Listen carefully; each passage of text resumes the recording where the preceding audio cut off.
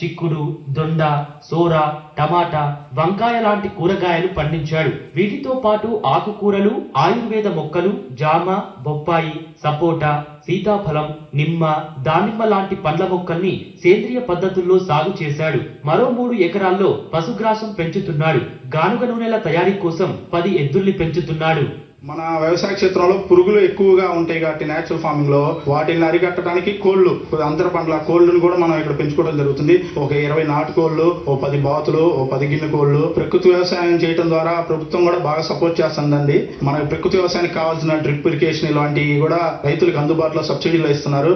అలాగే మాకు కూడా ఇలా పండించిన వ్యవసాయ ఉత్పత్తులన్నీ కూడా నిల్వ చేసుకోవడానికి కోల్డ్ స్టోరేజ్ కూడా ఇచ్చారు సబ్సిడీలో. సేంద్రియ వ్యవసాయ క్షేత్రం రహదారి పక్కనే ఉండటంతో ప్రయాణికులు, గ్రామస్తులు ఉత్పత్తుల్ని విరివిగా కొనుగోలు చేస్తున్నారు. పాఠశాల, కళాశాల విద్యార్థులు క్షేత్రస్థాయి పర్యటనల ద్వారా సేంద్రియ విధానాలను పరిశీలిస్తున్నారు. మార్కెట్లో లభించే నూనె ఉత్పత్తులతో పోలిస్తే పోషక విలువలు ఎక్కువగా ఉండటం వల్ల ఇక్కడికే వచ్చి కొనుగోలు చేస్తున్నామని చెబుతున్నారు వినియోగదారులు. నూనె వాడి ఎసుగు పుట్టి రోగాలు ఎక్కువయ్యి ఇక్కడ ప్రకృతి నూనె, గానుగ నూనె దొరుకుతుందని చెప్పి వచ్చాము.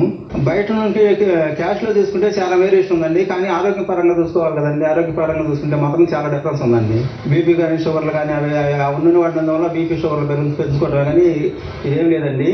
మామూలుగా ఏ శనగపప్పు మొత్తం మామూలుగా పోసి మామూలుగా పట్టిస్తున్నారు సార్. బాగుంది సార్. అది రేటు విషయం పక్కన పెట్టండి. డాక్టర్ దగ్గర పోయి ఓపీ ఇచ్చి ఆయన చుట్టూ తిరిగి ఆయన దగ్గర వాడుకునే మెడిసిన్ కన్నా కూడా మనం తినే ఆహారంలో చాలా మార్పు ఉంది కాబట్టి ఇది వాడుకున్నందువల్ల చాలా ఆరోగ్యకరంగా కూడా బీపీ షుగర్లు అలాంటివి కూడా కాకుండా కూడా మనిషికి పోషకాహారంగా చాలా బాగుంటుంది. కాబట్టి రేటు వేసుకుని వాడుకునేటప్పుడు తక్కువ వాడుకోవచ్చు ఆయిల్, కానీ రేటు కోసం ఆలోచించాల్సినంత విషయం కాదు. ఫస్ట్ మన పెద్దవాళ్ళు స్టార్ట్ చేసిన దీంతోనే మనం కూడా దాన్ని కంటిన్యూ చేసి తర్వాత తరాల వాళ్ళకి మనం దీన్ని తీసుకెళ్ళాలి. ఎందుకంటే వీటి వల్ల మనకి హెల్త్ బెనిఫిట్స్ ఉన్నాయి కాబట్టి దీన్ని మనం ముందు తీసుకెళ్తాం.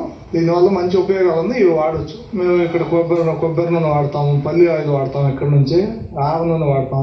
మేము కూడా వీళ్ళని చూసి ఇన్స్పైర్ అయ్యి గత 2 సంవత్సరాల నుంచి మేము కూడా మా క్షేత్రంలో మా ఇంటి వరకు కావాల్సినటువంటి కూరగాయలు పండిస్తున్నాము.